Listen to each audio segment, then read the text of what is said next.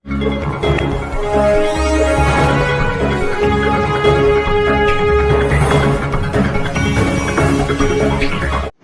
देख रहे हैं HDS news channel Abdul Hafeez Ansari के साथ।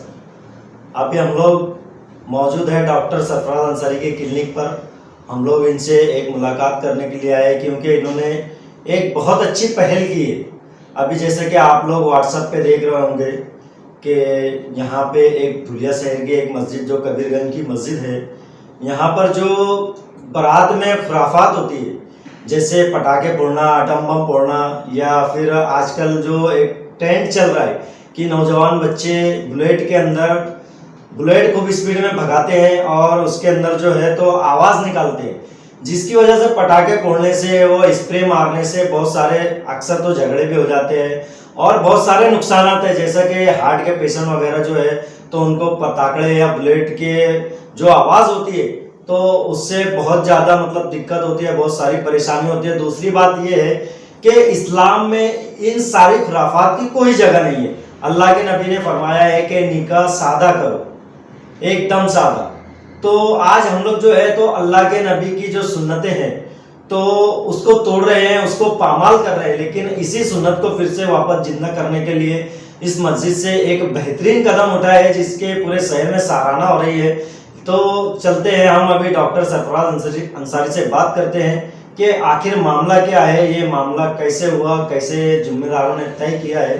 तो हम सरफराज अंसारी से बात करते हैं कि जैसे डॉक्टर साहब कि ये जो आज जो हो रहा है शादियों में अक्सर देखने में आता है कि पटाखे, आतिशबाजी, शोर शराबा बहुत ज़्यादा वो होता है, तो इसको आप किस नज़रिए से देखते हैं? अब तक के धुलिया शहर के अंदर रिवायत रही है कि जो निकाह मस्जिद के अंदर हुआ करते थे, मस्जिद में दूल्हा एकदम सादगी के साथ आया करता था और वो इतनी सादगी हुआ करती थी कि उसमें लोग हुज़ूर पाक सल्लल्लाहु अलैहि वसल्लम की सुन्नत देखा करते थे।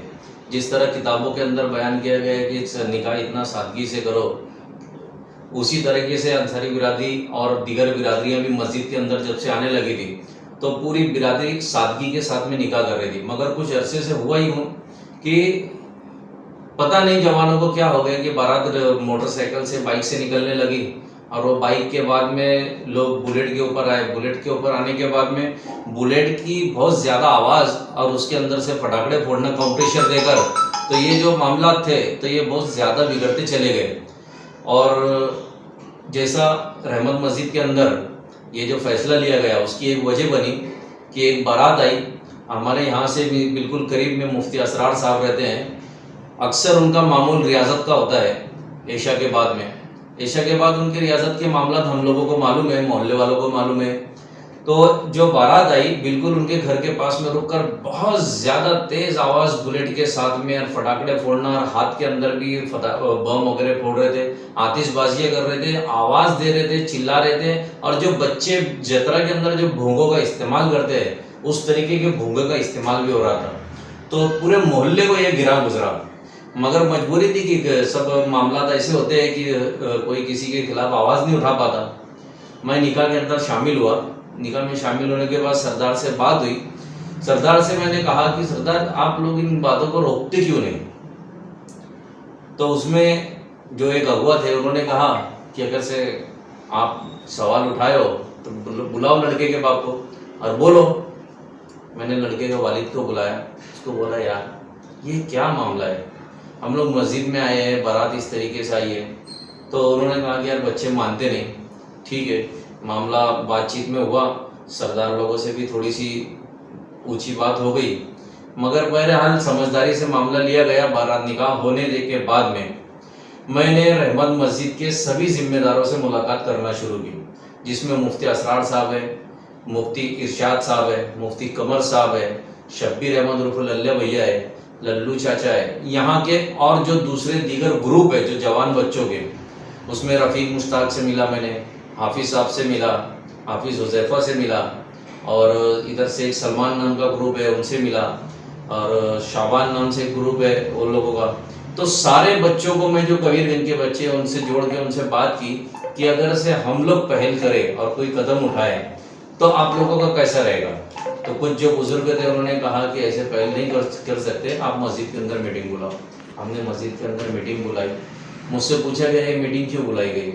मैंने कहा कि सरदारी निज़ाम इतना मजबूत होने के बावजूद भी सरदार लोग दूल्हों के घर पर जाके बार बार मना करने के बाद भी लोग जब बारात निकालते हैं तो फटाकड़े फोड़ते हैं। मामलात जो है तो उनके हाथ से निकलते चले गए। अब पूरे शहर को हम नहीं कंट्रोल कर सकते। हमारी जिम्मेदारी ये है कि हम सिर्फ हमारी मस्जिद की बात करें कि रहमत मस्जिद के अंदर आतिशबाजी के साथ में, शोर शराबे के साथ में, बुलेट में आवाज़ करते हुए, फोड़ते हुए, भोंगा बजाते हुए, फटाकड़े फोड़ते हुए या किसी भी बेहूदगी के साथ में अगर से अब रहमत मस्जिद में बारात आती है तो हम उस बारात को मस्जिद में दाखिल नहीं होने देंगे।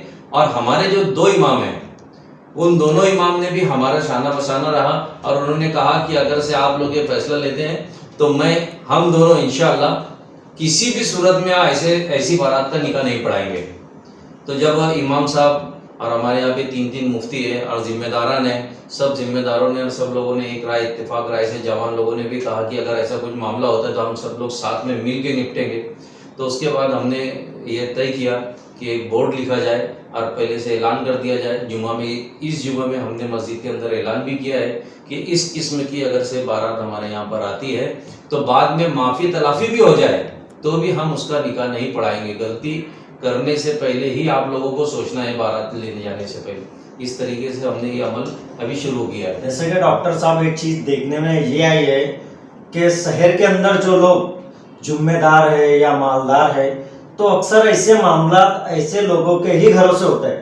तो इसके बारे में आपका क्या बोलना है? जी, आज जो जुमा में हमने ऐलान किया है तो जुमा में ऐलान करने के बाद मुफ्ती इरशाद साहब ने बिल्कुल साफ सुथरे अल्फाज में कहा है कि इस तरीके की गलतियां चाहे जिससे हो उसकी शख्सियत को नहीं देखा जाएगा, गलती को गलती ही माना जाएगा, उसका निकाह हम तो क्या हमारी मस्जिद में कोई बाहर से आने वाला इमाम या काजी भी हमारी मस्जिद में उसको निकाह नहीं पढ़ाने दिया जाएगा।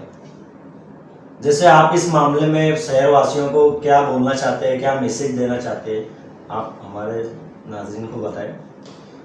मैं पूरे शहर की मस्जिदों के जिम्मेदारों को, खास करके जो इमाम हैं, जो काजी है, इन लोगों से गुजारिश करना चाहूँगा कि जिस तरह से रहमत मस्जिद ने फैसला लिया है इसी तरीके से हर मस्जिद ने और हर इमाम ने अपनी जानिब से, अपनी इनफरादी जानिब से ऐसे फैसले लेना चाहिए जिससे समाज के अंदर सुधार पैदा हो। हमें ये देखने को मिला है कि हम जब तक जितनी तरबियत देने की कोशिश कर रहे हैं, पिछले कुछ 6-7-8 महीना पहले मस्जिदों के अंदर हल्फनामा भी दिलाया गया मगर उससे कुछ सुधार पैदा नहीं हुआ।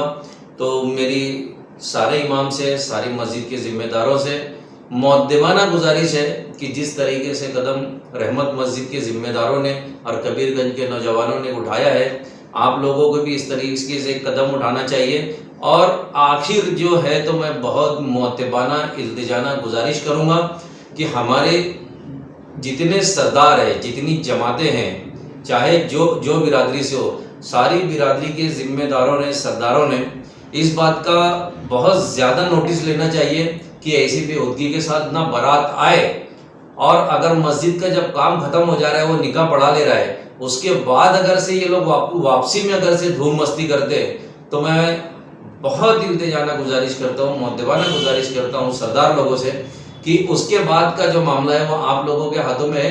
आप अगर से चाहें तो उनकी विदाई रोक के या उनके ऊपर और भी दूसरी तरीके से कार्रवाई करके इस मामले को आप रोक सकते हैं।